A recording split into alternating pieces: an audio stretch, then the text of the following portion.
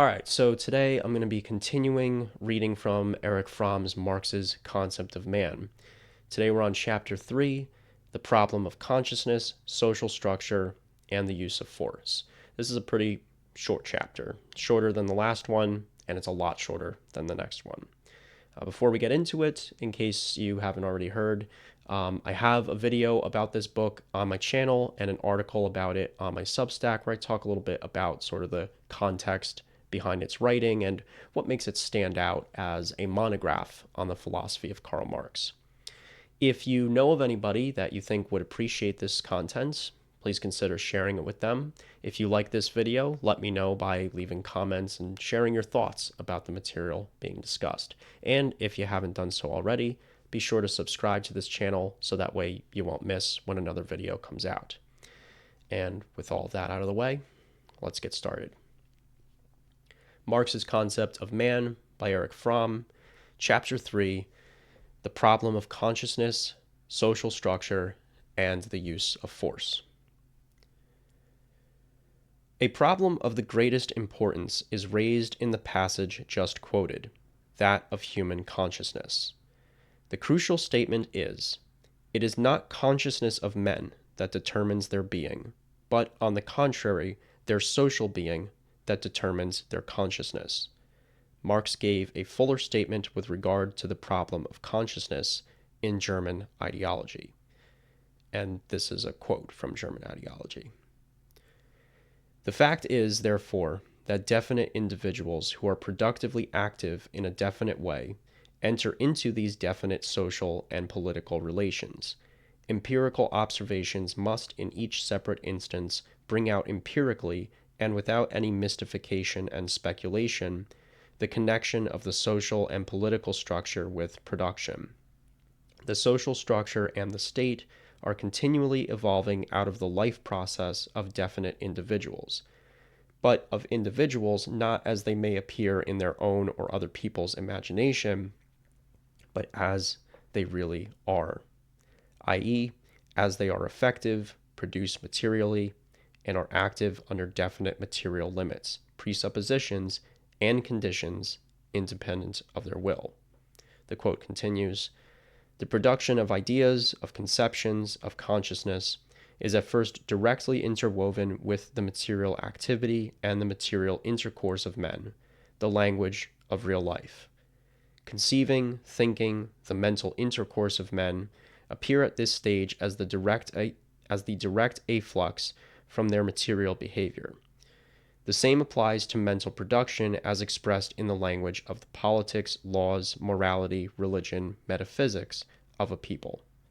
Men are the producers of their conceptions, ideas, etc., real active men, as they are conditioned by the definite development of their productive forces and of the intercourse corresponding to these, up to its furthest forms. Consciousness can never be anything else than conscious existence, and the existence of men in their actual life process. If in all ideology men and their circumstances appear upside down as in a camera obscura, this phenomenon arises just as much from their historical life process as the inversion of objects on the retina does from their physical life process. That's the end of the quote. Probably a lot of questions got raised there. And Fromm looks like he has a footnote explaining what a camera obscura is. But basically the idea there is that Marx talks about this a lot. You'll hear this phrase of the real living individuals, real active people. And you might think, well, what else are we talking about, right? Well, that's kind of Marx's point, is that a materialist history is going to be set apart from a history of ideas. Which, again, is not to say that you're not going to talk about ideas, and this quote brings that up, that, yes, human beings come up with ideas, those ideas shape things to an extent, but from a Marxist perspective, from a historical materialist perspective, the primary driver of these things, even of those very ideas, are going to be material forces. And for Marx, one of those is going to be production, and specifically the way that we produce things. Remember that phrase from the last chapter, about producing the means of subsistence. So producing the way that we get the things that we need for survival or subsistence, as Marx puts it. I just wanted to pause there real quick. Hopefully Fromm will expand on some of these ideas. Like I said in the last chapter, I feel like Fromm repeats things that I feel like he's already established and doesn't always expand as much as I would like him to on other concepts. But so I might interject here and there if I feel like there's things that, might need some expansion on, like in the moment. But in any case, continuing on with the reading. In the first place, it should be noted that Marx, like Spinoza and later Freud, believed that most of what men consciously think is false consciousness, is ideology and rationalization, that the true mainsprings of man's actions are unconscious to him. According to Freud, they are rooted in man's libidinal strivings. According to Marx, they are rooted in the whole social organization of man, which directs his consciousness in certain directions, and blocks him from being aware of certain facts and experiences. It is important to recognize that this theory does not pretend that ideas or ideals are not real or not potent. So he's getting into precisely the thing I was hoping he would get into. Marx speaks of awareness, not of ideals. It is exactly the blindness of man's conscious thought which prevents him from being aware of his true human needs, and of ideals which are rooted in them. Only if false consciousness is transformed into true consciousness, that is, only if we are aware of reality rather than distorting it by rationalizations and fictions, can we also become aware of our real and true human needs. It should also be noted that for Marx, science itself and all powers inherent in man are part of the productive forces which interact with the forces of nature. Even as far as the influence of the ideas on human evolution is concerned, Marx was by no means as oblivious to their power as the popular interpretation of his work makes it appear. His argument was not against ideas, but against ideas which were not rooted in the human and social reality, which were not, to use Hegel's term, a real possibility.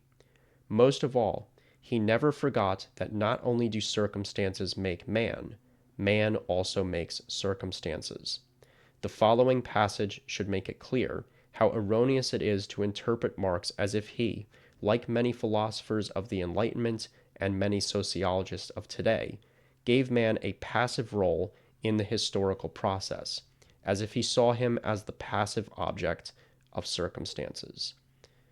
Quote, "The materialist doctrine concerning the changing of circumstances and education forgets that circumstances are changed by men, and that the educator himself must be educated. This doctrine has therefore to divide society into two parts, one of which is superior to society as a whole. The coincidence of the changing of circumstances and of human activity or self-changing can only be comprehended and rationally understood as revolutionary practice." And that is from Thesis 3 of the Theses on Feuerbach, one of my absolute favorites. And I've done several videos on just this thesis alone. I'll put links to those in the description if you want to learn more about what Marx is going on about here, because I think it's so, it's just such a great little, it's one of the most philosophically rich paragraphs maybe ever written. So there's a lot to unpack there, and it's really, really useful if you're trying to understand Marx's distinction from other ostensibly left-leaning and materialist-oriented philosophers. And that's, I think, what Fromm is trying to point out here, is he's working to try to distinguish Marx from other materialists, not just distinguishing him from idealists, which is kind of makes sense because Marx himself really didn't spend a whole lot of time like arguing with idealists or even arguing with like more right-leaning people. He actually spent more time arguing with like other leftists and other materialists, which I've always found really interesting about him. And Fromm seems to have picked up on that as well. So I'm just going to reread part of that quote because Fromm goes right into analyzing it, and we'll get back into the text now. So Fromm quotes Marx saying, "The coincidence of the changing of circumstances and of human activity or self-changing can only be comprehended and rationally understood as revolutionary practice." Fromm goes on to say, "The last concept, that of revolutionary practice, leads us to one of the most disputed concepts in Marx's philosophy, that of force. First of all, it should be noted how peculiar it is that the Western democracies should feel such indignation about a theory claiming that society can be transformed by the forceful seizure of political power. The idea of political revolution by force is not at all a Marxist idea. It has been the idea of bourgeois society during the last 300 years. Western democracy is the daughter of the great English, French, and American revolutions. The Russian Revolution of February 1917 and the German Revolution of 1918 were warmly greeted by the West, despite the fact that they used force. It is clear that the indignation against the use of force, as it exists in the Western world today, depends on who uses force and against whom. Every war is based on force. Even democratic government is based on the principle of force, which permits the majority to use force against a minority if it is necessary for the continuation of the status quo. Indignation against force is authentic only from a pacifist standpoint, which holds that force is either absolutely wrong or that aside from the case of the most immediate defense, its use never leads to a change for the better.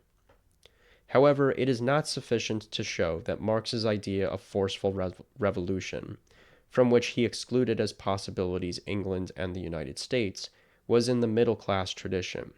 It must be emphasized that Marx's theory constituted an important improvement over the middle-class view, an improvement rooted in his whole theory of history. Marx saw that political force cannot produce anything for which there has been no preparation in the social and political process.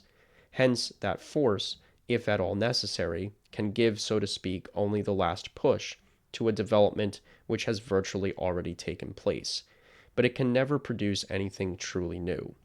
Force, Marx said, is the midwife of every old society pregnant with a new one. It is exactly one of his great insights that Marx transcends the traditional middle-class concept. He did not believe in the creative power of force, in the idea that political force of itself could create a new social order. For this reason, force, for Marx, could have at most only a transitory significance, never the role of a permanent element in the transformation of society. And Fromm doesn't say so explicitly, but that is almost certainly a dig at Trotsky and his notion of literally permanent revolution. But that's the end of the chapter. I just wanted to say really quick a thought that came to mind while I was reading that last paragraph.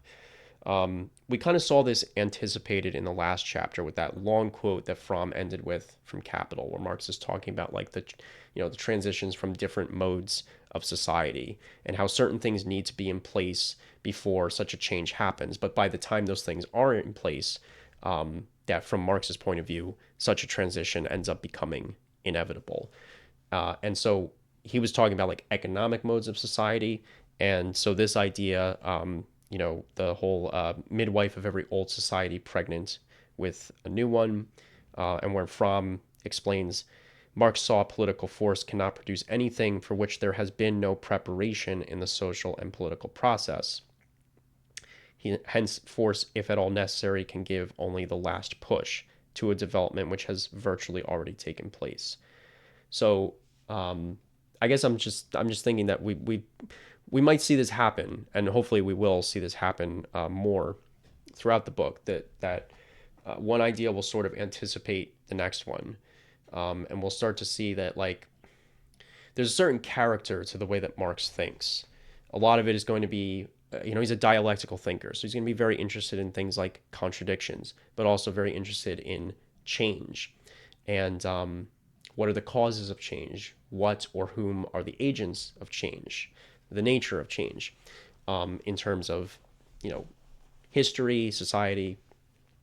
So seeing that same theme of change and this kind of theme almost of necessity, or inevitability, maybe, coming up both in his understanding of like the transitions between different economic modes of society and the transitions from, I don't even want to say peaceful necessarily, but like non-revolutionary to, all of a sudden there's revolution. Well, that's sort of the point, is that there, from Marx's point of view, there's not going to be an, oh, all of a sudden there's revolutions happening.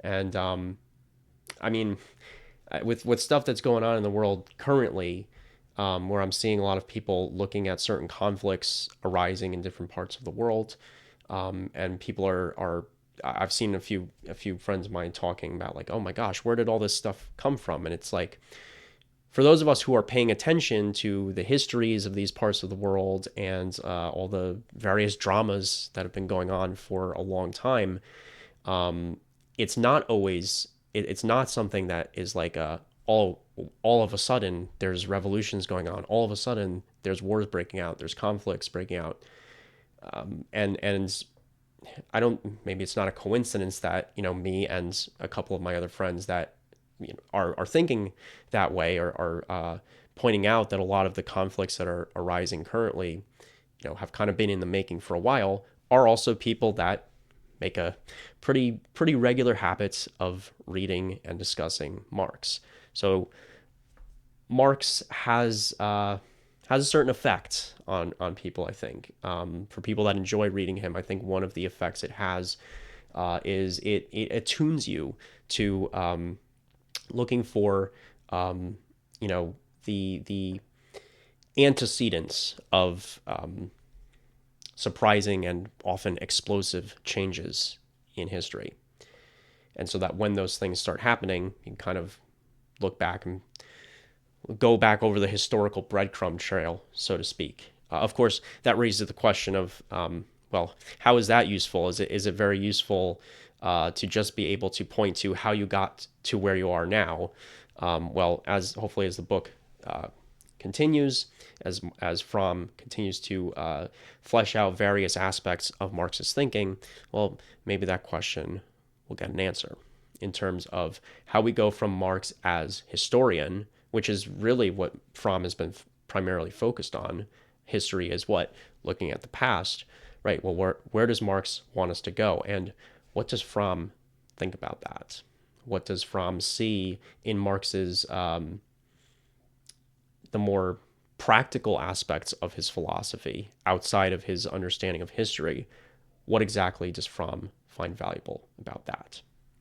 So we'll continue next time with chapter 4, which is quite a long one. It's called The Nature of Man. And hope that you enjoyed this video. Hope you stick around for the rest of this book. And until next time, thanks.